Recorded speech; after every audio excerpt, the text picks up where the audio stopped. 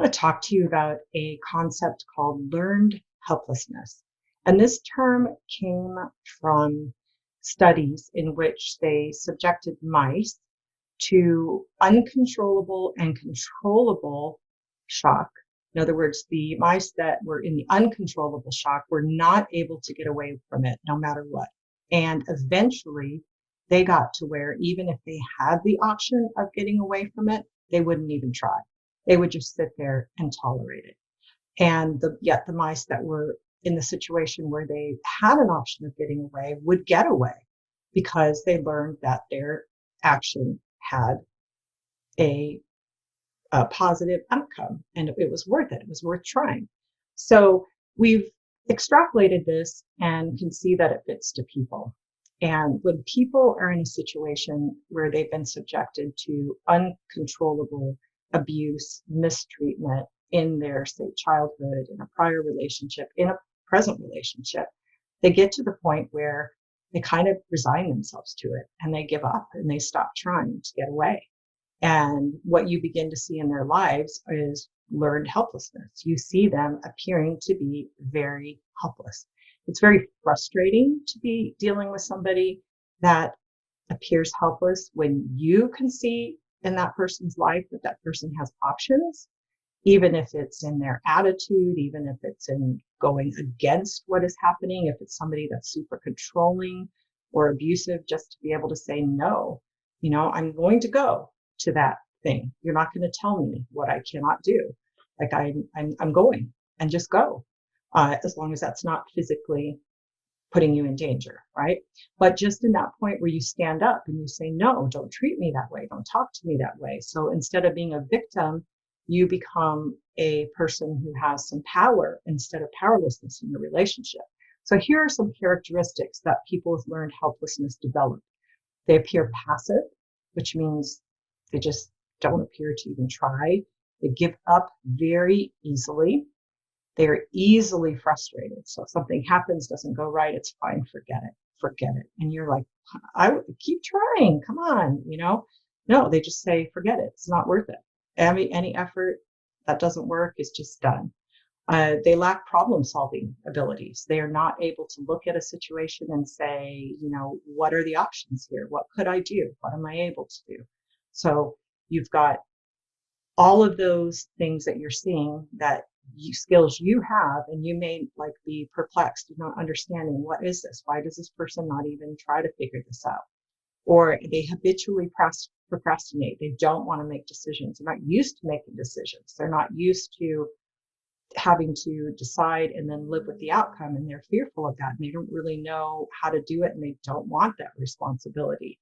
And they have low self-esteem because they don't have anything to feel good about. They don't have control. They don't have self-respect. They don't have the ability to affect their environment. That would definitely make you feel poorly about yourself. So whether that's you who have learned helplessness, and many people that are depressed feel helpless because they feel hopeless, they have no energy, they have poor concentration, they have low self-esteem, they have a lot of guilt, and anything they do is just so much effort to do it, and it's more effort and energy than they feel like they're able to effort, they don't have the energy to make that effort, then they're just going to give up. And so it's hard, like I said, looking on the outside from that and say, come on, and not recognize the reality of that. So how can you change learned helplessness? Well, as hard as it is, see if you can flip something from a negative to a positive, even if it's just this much, something really tiny about that. If you can find something good, some little tiny thing, you want to begin to change your thinking to view events as a single occurrence, not a big reoccurrence of the same thing over and over again. So instead of saying to yourself, here it goes again, I'm a victim once again. In other words, putting your whole life together in there. I'm always a victim. Bad things always happen to me. Things always fall apart. Things never turn out how I like. Don't do that. Instead say, okay, this is one instance. How can I respond to this instant? What are the options? And it may take a therapist to do this with you. It may take you being honest with somebody and saying, I struggle with this, help me. It may be you opening yourself up to the people in your life that care about you, that have been giving you options that you have been just turning down, and recognizing that the person is there to help you and trying. So the next one is to feel normal people that don't have learned helplessness, that know that their actions can affect their lives and their environment, view difficulties as opportunities. They view them as normal, natural occurrences of life, and that is an opportunity to be able to affect change.